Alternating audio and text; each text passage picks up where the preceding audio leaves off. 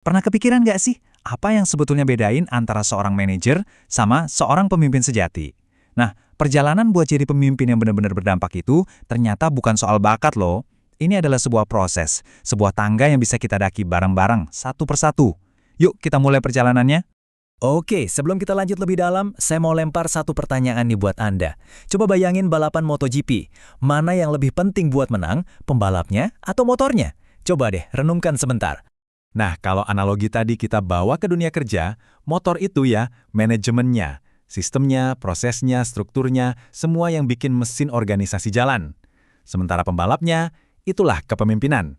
Visi, inspirasi, dan arah yang nentuin kemana kita mau pergi. Dua-duanya jelas penting banget, tapi khusus hari ini, kita bakal fokus gimana caranya jadi pembalap yang andal. Jadi intinya kepemimpinan itu apa sih sebenarnya? Jawabannya, simpel banget, pengaruh. Dan pengaruh ini bukan sesuatu yang tiba-tiba datang bareng jabatan ya. Pengaruh itu lahir dari kepercayaan. Dan kepercayaan itu dibangun dari hal-hal kecil yang kita lakuin secara konsisten setiap hari. Nah, untuk memandu perjalanan kita ini, ada peta yang keren banget. Namanya piramida 5 tingkat kepemimpinan. Anggap aja ini kayak roadmap pribadi Anda buat terus naik level jadi pemimpin yang lebih baik lagi.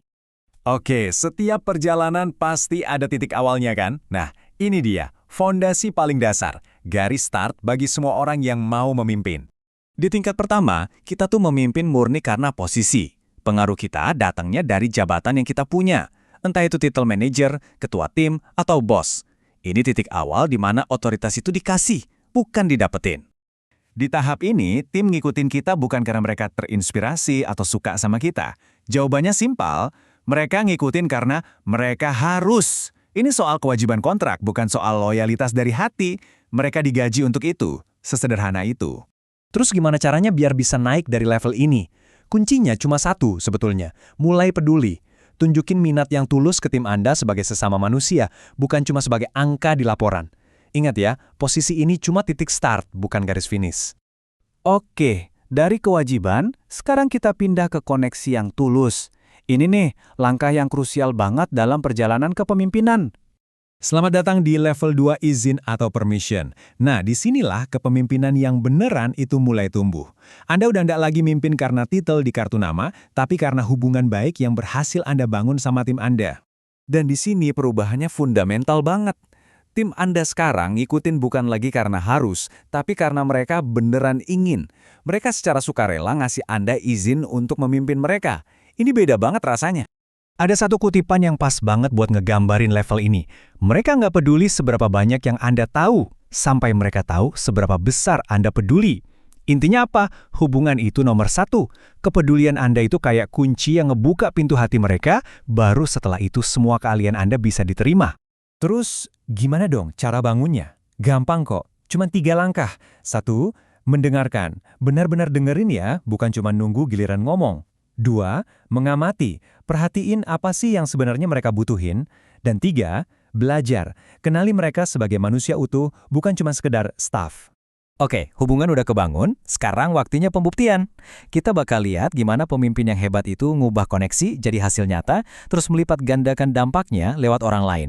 Kita masuk ke level 3, produksi. Di sini, orang-orang ngikutin Anda karena satu hal, hasil. Kredibilitas Anda diuji di sini. Anda tuh nggak cuma disukai, tapi Anda terbukti bisa bawa tim meraih kemenangan, bisa bawa pulang piala. Prinsipnya simple, walk the talk. Omongan doang udah nggak cukup di level ini.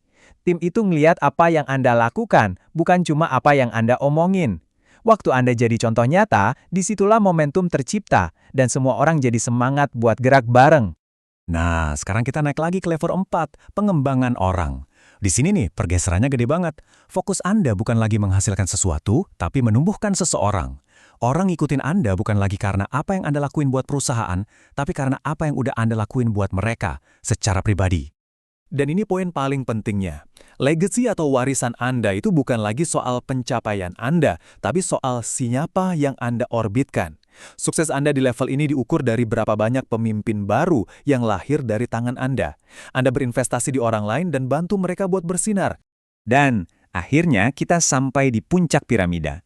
Level yang, cuma sedikit banget yang bisa sampai sini. Di mana dampak seorang pemimpin bisa melintasi ruang dan waktu. Inilah level 5, puncak. Di level ini, orang ngikutin Anda ya karena diri Anda. Karena nilai-nilai yang Anda pegang, karena karakter yang Anda tunjukkan. Pengaruh Anda jadi begitu besar, sampai nggak butuh kehadiran fisik Anda lagi. Anda menciptakan warisan yang dihormati. Biar lebih kebayang, kita lihat contoh nyatanya ya. Ada studi kasus tentang Sheikh Taqiyuddin An-Nabhani yang disebut-sebut sebagai contoh seorang pemimpin level 5. Nah, kenapa beliau bisa dianggap pemimpin puncak? Coba kita bedah. Pertama, orang-orang itu ngikutin gagasannya yang kuat, bukan jabatannya. Kedua, pengaruhnya itu global dan terus ada bahkan lama setelah beliau wafat. Ketiga, dia bangun organisasi yang bisa jalan sendiri, mandiri. Dan yang paling penting, dia berhasil mencetak pemimpin-pemimpin lain yang nerusin misinya. Itulah legasi yang sesungguhnya.